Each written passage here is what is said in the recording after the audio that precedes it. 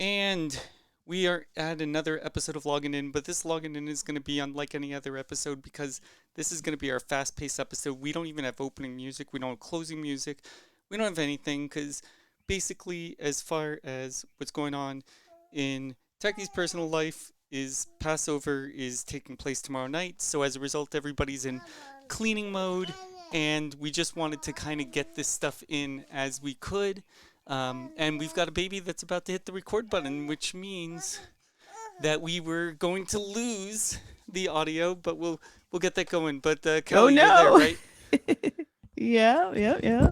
Yeah. Well, welcome to the Yeah. hecticness of the holidays. So essentially, the way we're gonna Ah, go is we're just gonna ram through these, at least so that there's okay. something for somebody.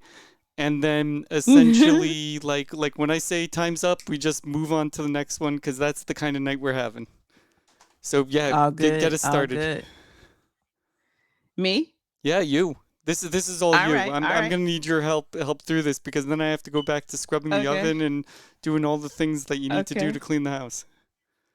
Okay. All right. So let's get to it. So piggybacking off of the story that you mentioned, the topic you mentioned during the last episode or a previous episode about the AI schools, where the Yep. students will be working 2 hours a day. So a new private school planned to open is planned to open in Chicago using the AI instead of traditional teachers for academic instruction. The students would spend, as you mentioned, 2 hours a day on AI powered lessons, then adjust to that will adjust in real time in their learning pace, excuse me. The rest of the day they're going to focus on things like communication, entrepreneurship, and life skills, basically what schools don't always prioritize. The tuition for this is 55,000 a year, which immediately raised questions about who is this really for. Supporters said that this could change the future, make it more efficient, and more personalized as far as learning goes. But critics push back, saying AI can't replace human teachers, especially when it comes to emotional development and real connection. So it really becomes a bigger conversation about whether education is evolving or just becoming more exclusive. Um, Now, in this economic excuse me situation, the 55,000 a year for the tuition, sort of like a private school. Well, it is. It's called a new private school, is what they're dubbing it as. So, quite interesting. 2 hours a day, and the rest of the day is focused on communication, entrepreneurship, and life skills. Things that didn't take place when I was in school, and I went to private schools. But yeah, that's the first story. And it looks like the first launch will be in Chicago, Illinois. So yeah, more on that to come. That's going to be But interesting. but but this is what I've been talking about the entire time. Yeah. And essentially, like Mm-hmm. here's the thing is that there is an Instagram account that if you have not heard about, or at least the website or how the whole concept or whatever, it's called New Emerging King.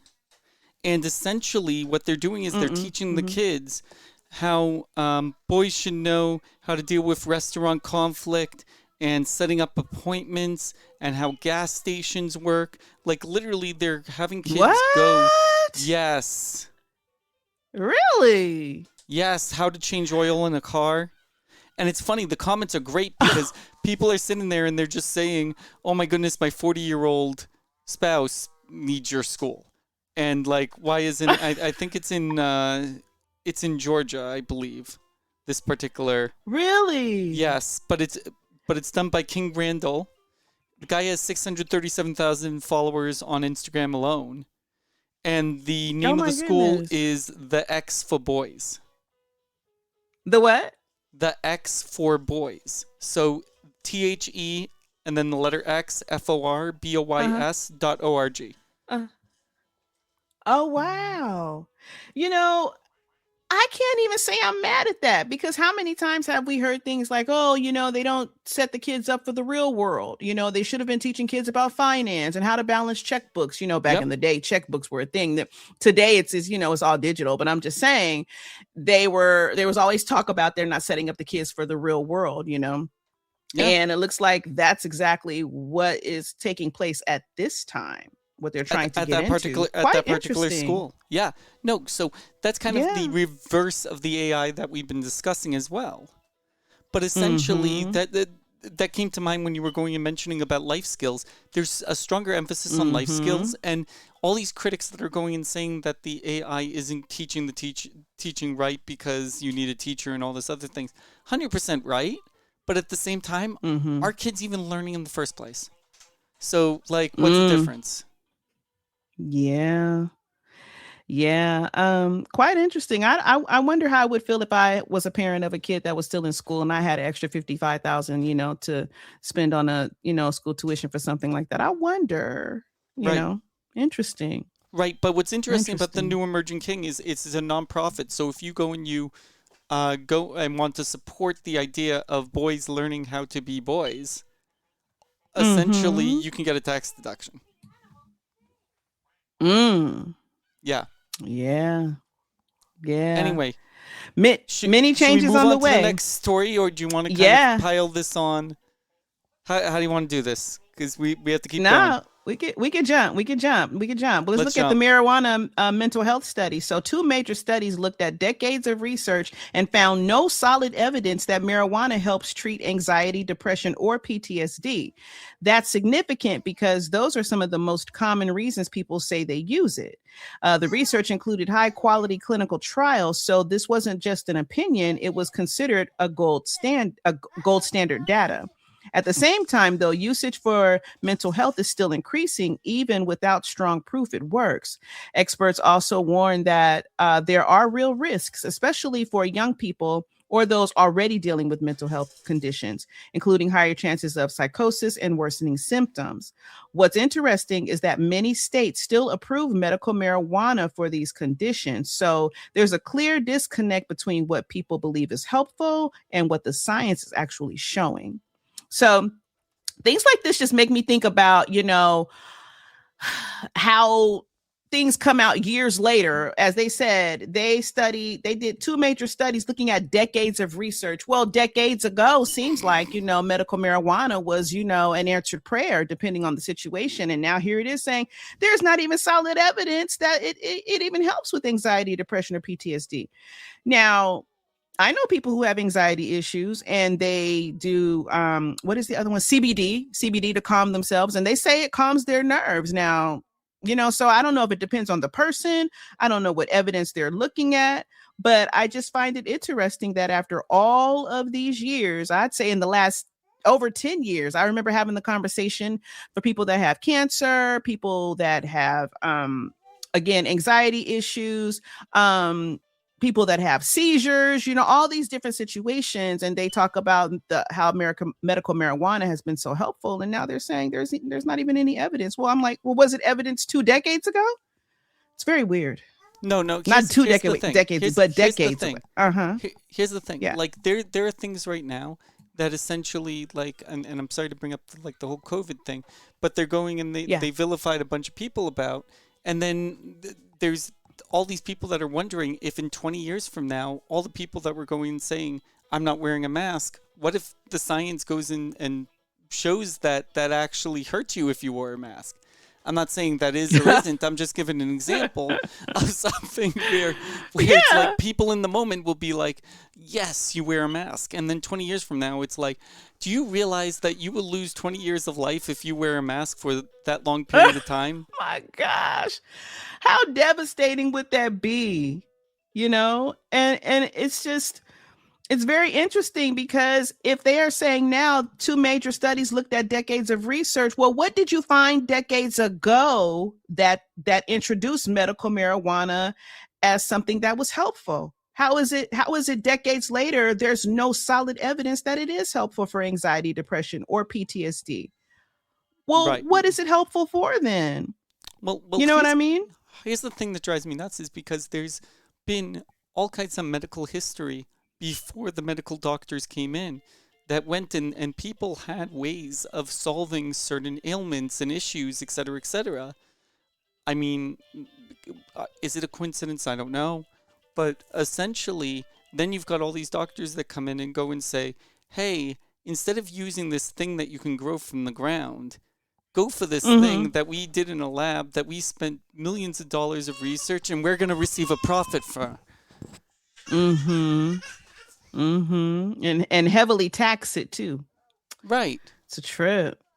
Right. It's a trip. So just kind of Yeah.